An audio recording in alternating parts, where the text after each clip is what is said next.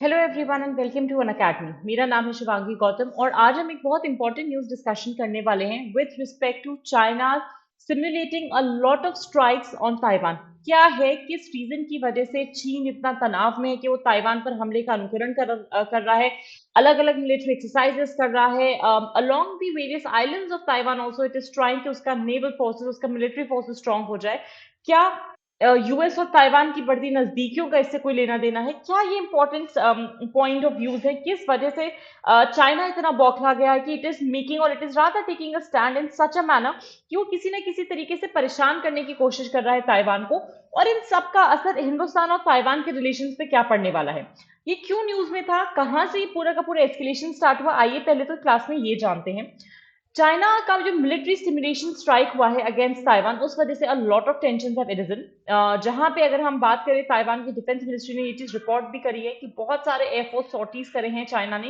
And along with that China का जो missile force है उसको ताइवान का डिफेंस मिनिस्ट्री, डिफेंस फोर्सेस बहुत ही ज्यादा माइन्यूटली मेजर कर रहे हैं, बहुत ही ज्यादा कॉन्सेंट्रेटेडली देख रहे हैं। इसी के साथ साथ चाइना क्लेम कर रहा है डेमोक्रेटिकली गवर्न एरिया को, जहां पे चाइना हमेशा से ये बोलते आया है कि भाई ताइवान हमारा टेरिटरी है, it is a part of Taiwan और इसमें हम कोई चेंजेस नहीं लेकर आना चाहते हैं। और ये 3 दिन का जो मिलिट्री एक्सरसाइज है around the island of Taiwan, that has been going continuously. कहानी शुरू कैसे हुई और क्या क्या इश्यूज हमको देखने को मिले हैं? सिक्योरिटी सोर्सेज ने ये बोला कि लगभग 20 मिलिट्री शिप्स ऐसे हैं जो कि आधे ताइवान से हैं, आधे चाइना से, और एक स्टैंड ऑफ के तरीके पे आ चुके हैं, इन द सेंस कि जो ताइवान का स्ट्रेट मीडियन लाइन है, जहां पे प्रोएक्टिवली तो कोई बिहेव नहीं कर रहा, बट दोनों ने अपना अपना लाइन ऑफ डिफेंस किसी न किसी तरीके से खींच दिया है या लगा दिया है। जहां पे ताइवान का जो स्ट्रेट है, जो मीडियन लाइन है, वो बहुत सालों तक सर्व कर रहा है एक अनऑफिशियल बैरियर की तरह, एक अनौपचारिक बाधा की तरह दोनों साइड्स के बीच में। the two sides have not crossed this particular barrier, but हाँ, अगर जिस तरीके से सिचुएशन चल रही है, they might do so in the further future। China का जो एयरक्राफ्ट है शैंडोंग, जो ताइवान ने मॉनिटर करा था बहुत प्रॉमिसिंगली पिछले हफ्ते, वो 400 नॉटिकल माइल देखा गया था ताइवान के साउथ ईस्ट कोस्ट पे, जहां पे वो बहुत सारे मिलिट्री ड्रिल्स को कैरी आउट कर रहा था। अब सबसे बड़ा सवाल ये उठता है कि भाई ताइवान कहाँ लोकेटेड है, क्या चाइना को मिल जाएगा इसकी वजह से? तो ताइवान, जिसको ऑफिशियल नाम जो है इसका, that is the Republic of China, east Asia या पूर्वी एशिया की कंट्री है, जो कि आजू बाजू में अगर आप इसके देश देखोगे, इसके नेबरिंग कंट्रीज देखोगे, तो आप देख सकते हो दो चीजें। इसका प्रोक्सिमिटी, पहला तो साउथ चाइना सी से, दूसरा चीज, this is very close to Japan and Philippines and the People's Republic of China. Political status जो है ताइवान का आज तक अनसर्टेन है। ऑल दो आरओसी जिसकी हम बात करते थे, रिपब्लिक ऑफ चाइना, यूएन का मेंबर नहीं है, इसको रिप्लेस कर दिया था पीआरसी ने, the People's Republic of China. और ये ही जो पीआरसी है, the People's Republic of China, this has been continuously claiming कि भाई ताइवान हमारी टेरिटरी है। अब इस एक्शन की वजह से चाइना के, जो ताइवान का ये जो एक्शन चल रहा है, इसका क्या एक डायरेक्ट रिलेशन हो सकता है हिंदुस्तान और ताइवान के रिलेशन पर, हिंदुस्तान और चाइना के रिलेशन पे, वो भी देखते हैं। तो हमारे लिए दो तीन चीजें समझना बहुत जरूरी है कि जब हम इंडिया ताइवान रिलेशन की बात करते हैं, ये कहानी डिप्लोमेसी की शुरू कहाँ से हुई? इंडिया ताइवान के relation are as old as India China relation, रफली द सेम। तो हिंदुस्तान और चाइना के रिलेशन को 73 ईयर्स हो गए हैं 1 अप्रैल को। 1950 1 अप्रैल को 1950 1 अप्रैल को इंडिया और चाइना के डिप्लोमेटिक रिलेशन की शुरुआत हुई थी। And over a period of time Hindustan ने ताइवान को बहुत बाद में जाके ऑफिशियल रिकग्निशन दिया, 1960 1970s के अराउंड में।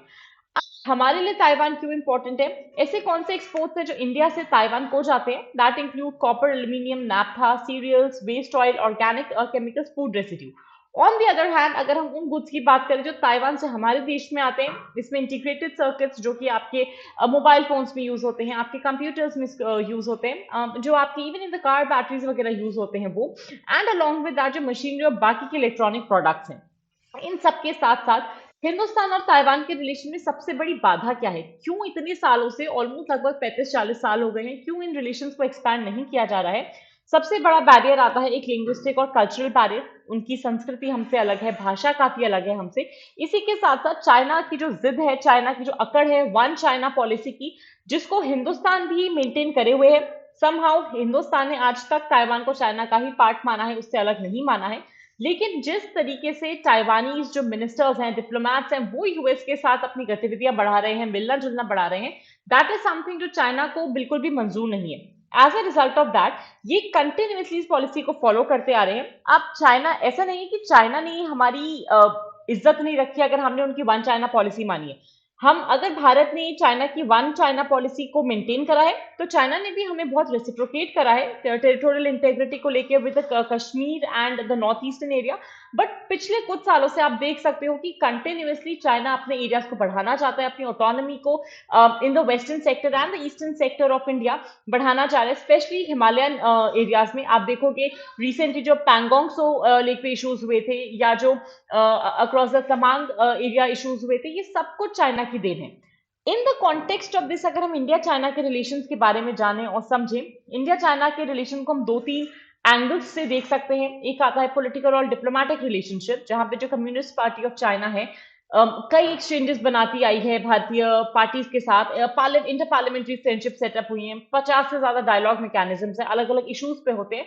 बट इतने के बाद भी कई बार ऐसा होता है that China is trying to cross the LOC. China has had a war with us, China ने हम पर अटैक भी करा है। इकोनॉमी और ट्रेड की बात करें, चाइना और भारत का ट्रेड 100 बिलियन से पार चला गया है, जहां पे India has even surpass China as the most populous country in the world. And even though they have a great economic cooperation, potential भी बहुत ज्यादा है, समहाउ चाइना की जो एक कहते हैं ना वॉल्फ बॉर्डर डिप्लोमेसी, इससे भारत कभी खुश नहीं होता। भारत हमेशा यही चीज बोलता है कि आप अपने टेरिटरी में रहिए, हम हमारी टेरिटरी में रहेंगे, और उसकी मर्यादा रखिए, उस इंटेग्रिटी को आप मेंटेन कीजिए। आप अपनी पॉलिटिकल टेरिटरी में जो भी करते हैं वो आपका इंटरनल मैटर है, तो आप भी इंक्रोच करने की कोशिश मत कीजिए हमारी इंटरनल टेरिटरीज को। डिफेंस की अगर हम बात करें, रिलेशन जो है चाइना और इंडिया के बीच में, उसको कैरेक्टराइज किया गया है by the border dispute since 1950s, जहां पे चाइनीज मिलिट्री इंकर्जन होते जा रहे हैं। सेम टाइम पे चाइना इंडिया एंगेज है डिफेंस में, सिक्योरिटी कंसल्टेशन में, ताकि हम इन सारे के सारे इश्यूज को पीसफुली रिजॉल्व करा पाए। इंडिया चाइना किस तरीके से अपने बैरियर्स को ओवरकम कर सकता है, जो बाधाएं हैं इन दोनों देशों के बीच में, उस पर क्या समझौता हो सकता है अगर हम बात करें। 5-6 इश्यूज ऐसे हैं, जैसे अग्रणी, लीडिंग, ट्रांसमिटिंग, शेपिंग और इंटीग्रेटिंग। किस तरीके से लीडिंग, कैसे एक कंसेंसस पे पहुंच पाए दोनों देश, कि हम कैसे बायलैटरल रिलेशंस को मेंटेन कर सकते हैं दोनों लीडरशिप के गाइडेंस के अंडर। हम कैसे ट्रांसमिट कर सकते हैं लीडर्स का कंसेंसस हर एक एक लेवल पे, B it defence, B it security, B it economic cooperation, और एक टैंजिबल कोऑपरेशन चाहिए जिसका आउटकम या रिजल्ट हमको देखने को मिले। हम कैसे शेप कर सकते हैं, how can we manage the differences, कैसे हम बायलैटरल रिलेशंस को और एक्टिवली परस्यू कर सकते हैं, हम कैसे एक पॉजिटिव मोमेंटम को एक्यूमुलेट कर सकते हैं, और हम कैसे स्ट्रेंथन कर सकते हैं exchanges of cooperation, convergence of interest को लेकर आ सकते हैं, ताकि एक कॉमन डेवलपमेंट गोल की तरफ हम जाएं। दोनों ही दुनिया के सबसे हाईली पॉपुलेटेड देशों में से हैं, ranking 1 and 2 with respect to India and China.